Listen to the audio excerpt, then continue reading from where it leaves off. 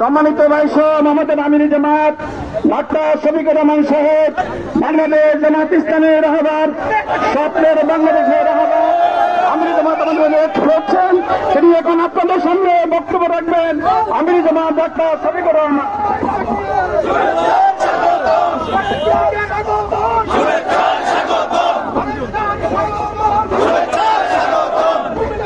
আসসালামু আলাইকুম ওয়া রাহমাতুল্লাহ।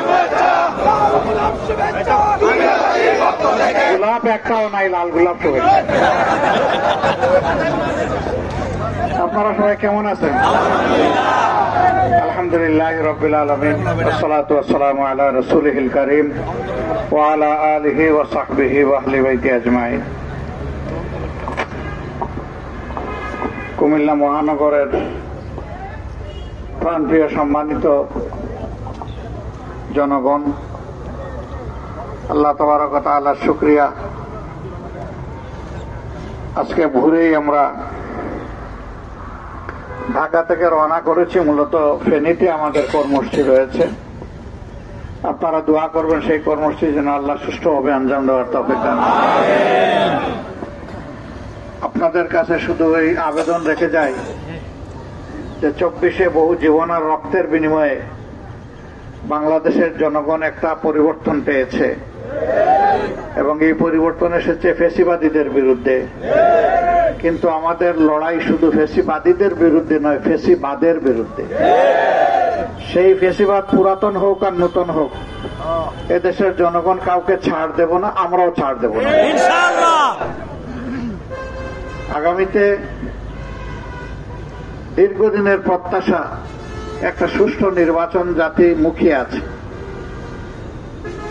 আমরা 14, 18 এবং 24 মার্কা কোন নির্বাচন দেখতে চাই না।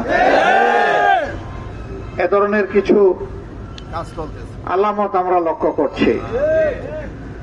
যারা এই ধরনের অপকর্মের চিন্তা করছেন তাদের জন্য স্পষ্ট বার্তা, মানুষ রক্ত দিয়ে পরিবর্তন এনেছে, আবার প্রয়োজনে রক্তের বিনিময়ে পরিবর্তনকে শতভাগ সফল করবে ইনশাআল্লাহ।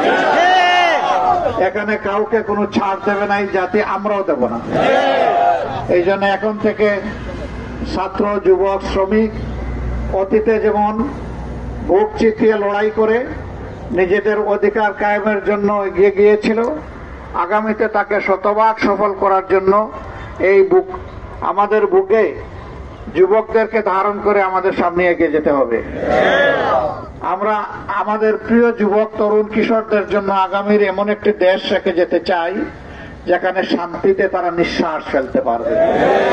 আল্লাহ ছাড়া কাউকে ভয় করার তাদের প্রয়োজন হবে না এবং সেই আল্লাহর ভয়ের ভিত্তিতে যদি একটি মানবিক সমাজ, দুর্নীতিমুক্ত সমাজ, চাঁদাবাজ মুক্ত সমাজ, দখলদার মুক্ত সমাজ যদি গড়তে হয়, তাহলে আল্লাহর আইনের কোনো বিকল্প নেই। আমরা আল্লাহর সেই মহান আইনের দিকে, মানবিক আইনের দিকে সবাইকে আহ্বান জানাচ্ছি। ইনশাআল্লাহ আরো দেখা হবে, লড়াই আমাদের চলবে। যতদিন ফ্যাসিবাদের সামান্য অস্তিত্ব বাংলাদেশে থাকবে ততদিন আমরা বিশ্রাম নেব না ইনশাআল্লাহ। আসসালামু আলাইকুম ওয়া রাহমাতুল্লাহ।